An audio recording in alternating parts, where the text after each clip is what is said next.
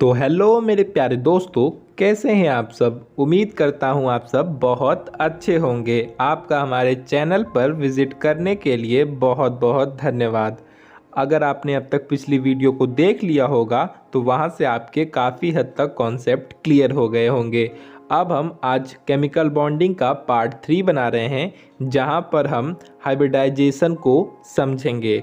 उससे पहले हम ऑर्बिटल के बारे में जानेंगे कि ये ऑर्बिटल का क्या फिगर होता है और उन फिगर को हम अच्छे से समझेंगे। सबसे पहली बात कि हमें पता है ऑर्बिटल 4 प्रकार के होते हैं, एस पी डी एफ। ठीक है, हमें अभी तक इसमें बीएससी फर्स्ट ईयर में हमें डी तक का तो काम पढ़ना ही पढ़ना है, तो वहाँ तक पहले जान लेते हैं।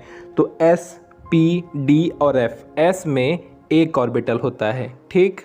पी के 3 ऑर्बिटल होते हैं, डी के 5 ऑर्बिटल होते हैं और एफ के 7 ऑर्बिटल होते हैं।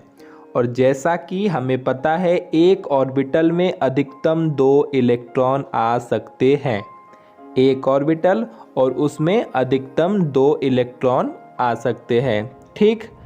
तो वैसे ही एस में सिर्फ 2 इलेक्ट्रॉन आएंगे क्योंकि उसके एक ऑर्बिटल होते हैं। पी के पास 3 ऑर्बिटल होता है, उसमें 6 इलेक्ट्रॉन आएंगे। और डी के पास 5 ऑर्बिटल होता है, इसलिए उसमें 10 इलेक्ट्रॉन आएंगे। और एफ के पास 7 ऑर्बिटल होता है, इसलिए उसमें 14 इलेक्ट्रॉन आएंगे। लेकिन अभी हमें एफ से नहीं मतलब है, तो आप 3 पे फोकस करिए। कितना? 2, 6, 10, ठीक। यानी कि 1, 3, 5 ऑर्बिटल की संख्या 1, 3, 5, इलेक्ट्रॉन की संख्या 2, 6, 10। Concept clear.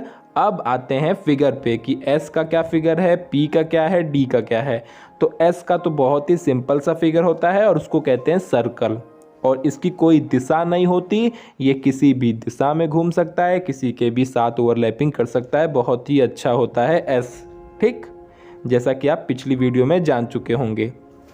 पी के पास 3 ऑर्बिटल होते हैं, इसलिए इसके 3 चित्र बनते हैं और तीनों फिगर ऐसे होते हैं, पी एक्स, पी वाई और पी जेड।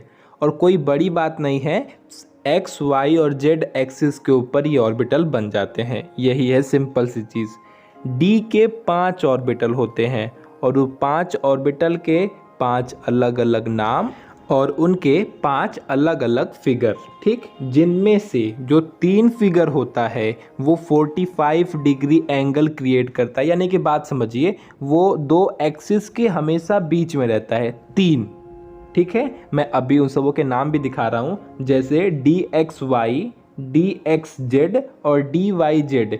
ये तीनों ऑर्बिटल जो हैं, उनके जो लोब हैं, लोब्स, वो इनके बीच में होते हैं, बीच में, इन 2 एक्सिस के बीच में होते हैं। लेकिन बचे हुए 2 ऑर्बिटल वो कहाँ होते हैं? वो एक्सिस के ऊपर ही होते हैं। यही है पूरे डी ऑर्बिटल का फिगर। आपको क्लियर ना हो, पीछे जाइए, मेरी बात को फिर से सुनिए, आपको क्लियर हो जाएगा। एक बार मैं फिर से बोल दे रहा हूँ, जो 3 फिगर होते हैं वो 2 एक्सिस के बीच में बनते हैं। तो 2 एक्सिस के बीच में आपको पता ही है 45 डिग्री होता है, तो 2 एक्सिस के बीच में बनते हैं। और बचे हुए जो 2 होते हैं वो एक्सिस के ऊपर ही बनते हैं, ठीक। आपकी डाउट क्लियर। इन फिगर को आप अपने माइंड में बैठा लीजिए, उसके बाद आपका पूरा हाइब्रिडाइजेशन ख़त्म, आपके सारे डाउट ख़त्म। अब आते हैं हम हाइब्रिडाइजेशन पर। अच्छा, एक छोटी सी चीज़ और, ये जो एस ऑर्बिटल है वो आप तो देख पा रहे हैं कि वो सर्कल है, यानी कि इसका शेप सर्कल है।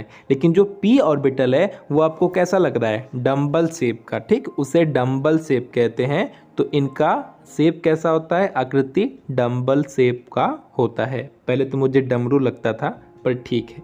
तो अब हम आ चुके हैं सबसे सबसे सबसे सिंपल टॉपिक, यानी कि हाइब्रिडाइजेशन पे। और साथ ही साथ बहुत ही इम्पॉर्टेंट टॉपिक, जिससे क्वेश्चन आने ही आने हैं, यहाँ नहीं आएंगे, आगे है, यहाँ नहीं आएंगे, ऑर्गेनिक में है, तो मतलब आने ही आने हैं। समझ लीजिए कि ये आपका नंबर देने वाला टॉपिक है और सबसे बड़ी बात आसान है, अगर आप समझ लेते हैं तो। और क्यों नहीं समझेंगे वो हमको कमेंट में बताइएगा। तो हाइब्रिडाइजेशन यानी कि संकरण, तो पहले जानते हैं कि क्या है संकरण, क्या है हाइब्रिडाइजेशन। तो जब दो यानी कि दो एटम, ठीक है, अब एटम की बात चलेगी, आपको पता ही है। तो जब दो या दो से अधिक ऑर्बिटल, ठीक, आपस में कंबाइन होंगे मतलब मिलेंगे, और उतने ही न्यू सेम एनर्जी वाले ऑर्बिटल का फॉर्मेशन करते हैं, इसी प्रोसेस को हाइब्रिडाइजेशन कहते हैं। सिंपल सी चीज़, जब दो या दो से अधिक ऑर्बिटल आपस में कंबाइन होते हैं, न्यू सेम एनर्जी वाले उतने ही ऑर्बिटल का फॉर्मेशन कर लेते हैं, इसी प्रोसेस को हाइब्रिडाइजेशन कहते हैं। ठीक, समझ गए। धीरे धीरे पढ़ने का फ़ायदा, रिपीट नहीं करना पड़ता। आप पढ़ के ट्राई कीजिएगा, आपके माइंड में एक ही बार पढ़ने से वो अंदर जाएगा। ट्राई करिएगा, अच्छा लगे कमेंट में बताइएगा। चलिए तो आगे देखिए, हाइब्रिडाइजेशन की प्रोसेस में जो ऑर्बिटल बनते हैं उसे हाइब्रिड ऑर्बिटल कहते हैं। यानी कि इस प्रोसेस में जिस ऑर्बिटल का फॉर्मेशन होता है उसे हाइब्रिड ऑर्बिटल कहते हैं। ठीक, और इस प्रोसेस में जितने ऑर्बिटल पार्टिसिपेट करते हैं, ठीक है, जितने ऑर्बिटल भाग लेते हैं, उतने ही न्यू ऑर्बिटल का फॉर्मेशन होता है। यानी कि अगर दो ऑर्बिटल भाग लेते हैं तो उस साइड दो नए ऑर्बिटल ही बनेंगे। ये बात ध्यान रखिएगा, और इसी बात के ऊपर मैं आगे आपको एक कहानी भी बताऊंगा। चलिए अब आते हैं कि हाइब्रिडाइजेशन के रूल क्या है, क्या रूल है कि जिसके बेस पे हाइब्रिडाइजेशन होगा। तो उस रूल को हम जल्दी से समझेंगे, फिर अपने आज की टॉपिक यानी कि एसपी हाइब्रिडाइजेशन को आज इसी वीडियो में क्लियर करेंगे। अच्छा, अगर आपको हमारे बैकग्राउंड म्यूजिक से कोई प्रॉब्लम होगी तो आप मुझे ज़रूर बता दीजिएगा, मैं उसे हटा दूंगा। क्या है कि आसपास शोर होता है तो वो आपको सुनाई ना दे, आपका कंसंट्रेशन ख़राब होगा, इसीलिए एक मीठा शोर चलता रहता है जो कंटिन्यूअस चलता है, तो आपको डिस्टरबेंस नहीं होती है, बस, और कोई मतलब नहीं है। आप अगर बोलेंगे तो मैं इसे भी हटा दूंगा। तो अब हम देखते हैं रूल ऑफ हाइब्रिडाइजेशन। तो सबसे पहला रूल देखते हैं जो कि बहुत कॉमन सा है, कि जो इसमें भाग लेने वाले ऑर्बिटल होते हैं वो सेम एनर्जी के होने चाहिए। दूसरा रूल, इसमें जितने ऑर्बिटल पार्टिसिपेट करते हैं, जितने ऑर्बिटल भाग लेते हैं, उतने ही न्यू ऑर्बिटल का फॉर्मेशन होता है, और जिन्हें हम हाइब्रिड ऑर्बिटल कहते हैं। ठीक है, समझाने की जरूरत पड़ेगी नहीं क्योंकि मैं आपको पहले भी बोल चुका हूँ। तीसरा, हाइब्रिडाइजेशन के द्वारा मॉलिक्यूल की जो जियोमेट्री होती है, यानी कि उसका शेप, स्ट्रक्चर, एंगल, इन सब को दिखाया जा सकता है। ठीक है, हाइब्रिडाइजेशन के द्वारा क्या किया जाता है, इसका मॉलिक्यूल का जो शेप होता है, उसका स्ट्रक्चर कैसा है, उनके बीच में कितने डिग्री एंगल का कोण बन रहा है, ये सब का सब इसके द्वारा बताया जा सकता है। ठीक, क्लियर। आगे, हाइब्रिडाइजेशन की प्रोसेस में ऑर्बिटल पार्टिसिपेट करते हैं, न कि इलेक्ट्रॉन पार्टिसिपेट करते हैं। इस प्रोसेस में ऑर्बिटल भाग लेते हैं, इलेक्ट्रॉन नहीं, ऑर्बिटल यानी कि कक्षक भाग लेते हैं, इलेक्ट्रॉन नहीं। आगे देखिए, हाइब्रिडाइजेशन की प्रोसेस में यह जरूरी नहीं कि सिर्फ हाफ फिल्ड ऑर्बिटल ही भाग लें। ठीक है, फुल फिल्ड या ब्लैंक ऑर्बिटल यानी कि खाली ऑर्बिटल भी भाग ले सकते हैं। कोई मनाही नहीं है कि ना ही भैया सिर्फ हाफ ए फील्ड को लेना है, बाकी दो जने तू भाड़ में जा, ऐसा कोई बात नहीं है। सभी के सभी भाग ले सकते हैं, हाफ फील्ड भी ले सकते हैं, फुल फील्ड भी, और ब्लैंक ऑर्बिटल भी भाग ले सकते हैं। ठीक, और ये सबसे लास्ट जो मेरा बहुत ही फेवरेट है, हाइब्रिडाइजेशन एक इमेजिनरी कॉन्सेप्ट है जिसका यूज एक्सपेरिमेंटल एविडेंस को क्लियर करने में किया जाता है। ठीक है, एक्सपेरिमेंटल यानी कि प्रायोगिक साक्ष्य को क्लियर करने में किया जाता है। आपको एक लाइन याद होगी ना, इस कहानी में दिखाए गए सभी पात्र काल्पनिक है, इसका वास्तविकता में कोई लेना देना नहीं है। वही लाइन की कॉपी है ये। तो ये हो गया हमारा हाइब्रिडाइजेशन। अब हम देखेंगे टाइप्स ऑफ हाइब्रिडाइजेशन या डिफरेंट टाइप्स ऑफ हाइब्रिडाइजेशन, यानी कि कितने रूप होते हैं। तो सबसे पहले हम इसमें देखेंगे एसपी हाइब्रिडाइजेशन को। बिना टाइम वेस्ट किए हुए, एसपी हाइब्रिडाइजेशन क्या है, तो जब एक एस ऑर्बिटल और एक पी ऑर्बिटल आपस में कंबाइन होकर उतने ही संख्या में two new sp hybrid orbital का फॉर्मेशन कर लेते हैं। यह प्रोसेस sp हाइब्रिडाइजेशन कहलाती है। ये डेफिनेशन सुनते ही हमारे वक्त बदल गए, जज्बात बदल गए, सब कुछ बदल गए थे। उसकी वजह है कि जो इसके नीचे एग्जाम्पल दिया गया था ना, वो बहुत ही अत्यंत दुखनीय था।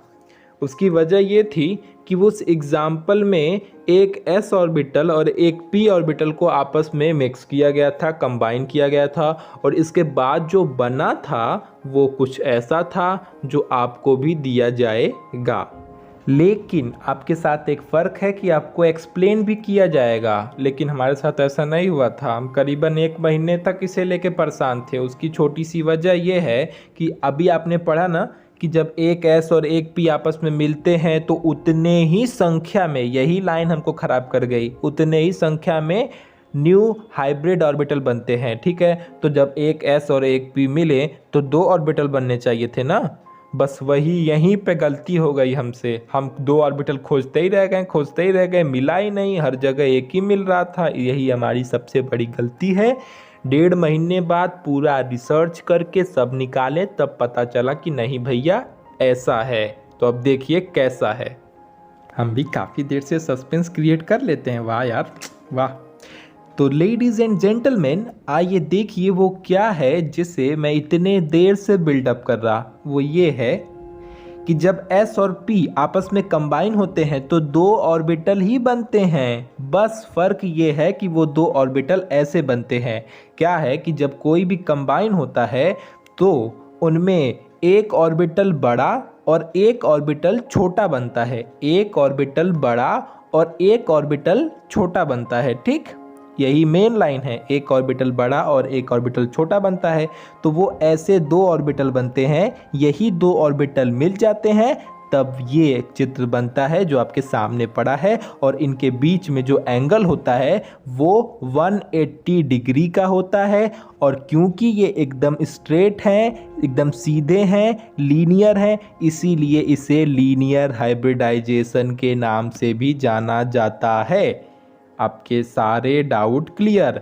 मेन लाइन क्या थी कि जब ये हाइब्रिडाइज्ड होते हैं, एक ऑर्बिटल आके मिलते हैं, तो उतने ही संख्या में ऑर्बिटल जरूर बनते हैं। बस फर्क ये है कि एक लोब बड़ा, इसे लोब कहते हैं, एक लोब बड़ा और एक लोब छोटा बनता है। आपके सारे डाउट क्लियर। अब हम एग्जाम्पल देखेंगे, वहां से डेफिनेटली क्लियर। तो अब चलते हैं एग्जाम्पल पे। तो एग्जाम्पल आपकी किताब में दिया होगा BeCl2, लेकिन मैं इसके अलावा भी आपको 2-3 एग्जाम्पल बताऊंगा। आपकी किताब में BeCl2 दिया होगा, लेकिन इसके अलावा भी मैं आपको 2 एग्जाम्पल बता दूंगा ताकि आप और ज़्यादा कॉन्फिडेंट हो जाएं। तो चलते हैं एग्जाम्पल देखते हैं। एग्जाम्पल BeCl2, हमें जैसा कि पता है कि Be का जो एटॉमिक नंबर होता है वो कितना होता है, 4 पता है। इसका इलेक्ट्रॉनिक कॉन्फ़िगरेशन अगर आता है तो ठीक है, वरना मैं तो निकाल ही रहा हूँ। तो क्या हो जाएगा, 1s2 2s2। ठीक, क्लियर। देखिए, अगर किसी को इलेक्ट्रॉनिक कॉन्फ़िगरेशन में कोई प्रॉब्लम होगी, नहीं आता होगा, कमेंट करिएगा। उसके लिए एक पर्सनल वीडियो बना के बता के क्लियर कर देंगे। हम मान के चल रहे हैं कि 12th का पढ़ा हुआ आपको आता होगा। नहीं आएगा तो बोलिएगा ना, हम है ना। अब आते हैं अपने काम पे। 1s2 2s2। ठीक, अब हम इसे ऑर्बिटल में भर देंगे। तो s का एक ऑर्बिटल बनाया, वैसे ही s का ऑर्बिटल बनाया, उसमें भर दिया। ठीक, ये है इसकी ग्राउंड स्टेट, यानी कि अभी ये एटम शांत अवस्था में है, अपने ज़मीन से जुड़े हुए हैं, ग्राउंड स्टेट में है, उड़ नहीं रहे, ग्राउंड में है। अब आते हैं हम इसके एक्साइटेड स्टेट पर। तो सेम कंडीशन होता है, बस एक्साइटेड स्टेट में S से एक एटम उछल कर एक्साइटेड होकर, उत्तेजित होकर P में इंटर कर जाता है। S से एक एटम उत्तेजित होता है और P में इंटर कर जाता है। ठीक, अगर करेगा नहीं तो sp हाइब्रिडाइजेशन कैसे होगा, तो ये भी तो ध्यान रखना है।